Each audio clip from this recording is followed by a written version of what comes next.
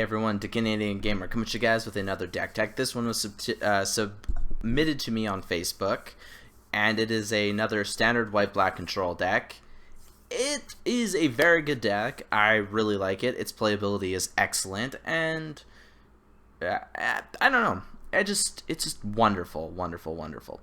So total cost average is about $434.81, so not overly expensive, but at the same time not that cheap. It has 26 land, 2 enchantment, 8 sorcery, 8 instant, 11 creature, and 7 planeswalkers.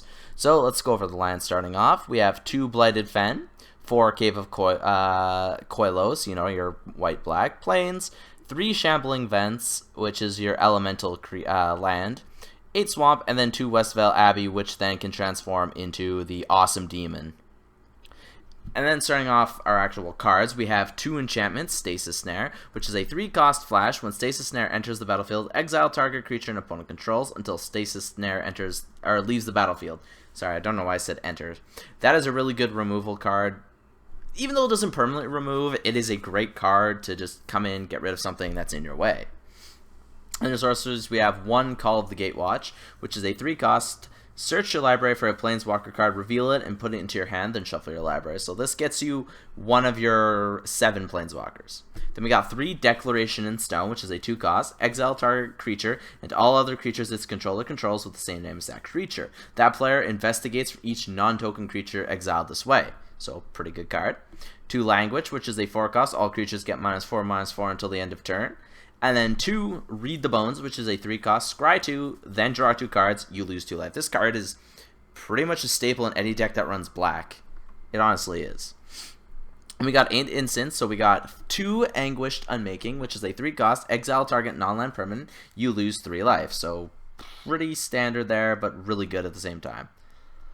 3 Grasp of Darkness, which is 2 black for a target. A creature gets -4/-4 until the end of turn. Really good card. And then last but not least, 3 Secure the Waste, which is X white, put X 1/1 white warrior creature tokens onto the battlefield. So this is probably one of your more expensive cards out of all of these cards. I believe it's actually the most, other than Declaration in Stone, yeah, other than that, I believe it's the most expensive card we've seen so far. Yeah, it is. Anyways, onto our creatures. We have 2 Archangel Avacyn, which is a 5-cost 4/4 flash flying vigilance. When Archangel Avacyn enters the battlefield, creatures you control gain indestructible until the end of turn. When a non-angel creature you control dies, transform Archangel Avacyn at the beginning of your next upkeep. And that turns into Avacyn the Purifier, which is a 6/5 flying. When this creature transforms into Avacyn the Purifier, it deals 3 damage to each other creature and each opponent. So this is great. This card just burns everything. And then we got 4 Bearer of Silence, which is a 2/1 for 2. Devoid. When you cast Bearer of Silence, you may pay 2. If you do, target opponent sacrifices a creature, flying, and can't block. This card is just, I don't know. It's honestly not used as much as I thought it would be. Like, I love this card. Then we got 3 Eldrazi Displacers, which is a 3/3 for 3, Devoid. 2 exile, or 3, pardon me, 2 colorless, or 2 of any mana, and a waste. Exile another target creature, then return to the battlefield tapped under its owner's control. Cool. And then, Kalitas, Kalitas, I believe? Everyone says Kalitas, but that is definitely not right. And it's a 3/4 for 4, lifelink. If a non-token creature an opponent controls would die, instead exile that card and put a 2/2 black zombie creature token onto the battlefield. And then for 3, sacrifice another vampire or zombie, put 2 1/1 counters on Kalitas, Trader of Get. So pretty awesome card, not gonna lie. And then our planeswalkers, we have 3 Gideon, Ally of Zendikar, which is a 4 loyalty, 4 cost. Until the end of turn, Gideon, Ally of Zendikar, becomes a 5/5 human soldier ally creature with indestructible that's still a planeswalker. Prevent all damage will be dealt to him this turn.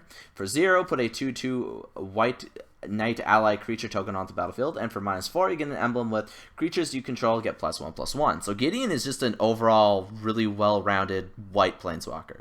Then we got 2 Obnixilis Reignited, which is a 5 loyalty, 5 cost. +1, you draw a card and lose 1 life. -3, destroy target creature. -8, target opponent gets an emblem with whenever a player draws a card, you lose 2 life. So Obnixilis is another great card. And then our newest Planeswalker, Sorin Grim Nemesis, is a 6 loyalty for 6. +1, reveal the top card of your library and put that card into your hand. Each opponent loses life equal to the converted mana cost. So if you run a lot of high mana cost, that card can burn. And then -X, Sorin Grim Nemesis deals X damage to target creature or Planeswalker and you gain X life. And -9, put a number of 1/1 Black Vampire Knight creature tokens with lifelink onto the battlefield equal to the highest life total among all players. So that is this deck tech. I hope you guys really enjoyed it. I personally love this deck tech and would really love to play it. Too bad I can't. I personally can't.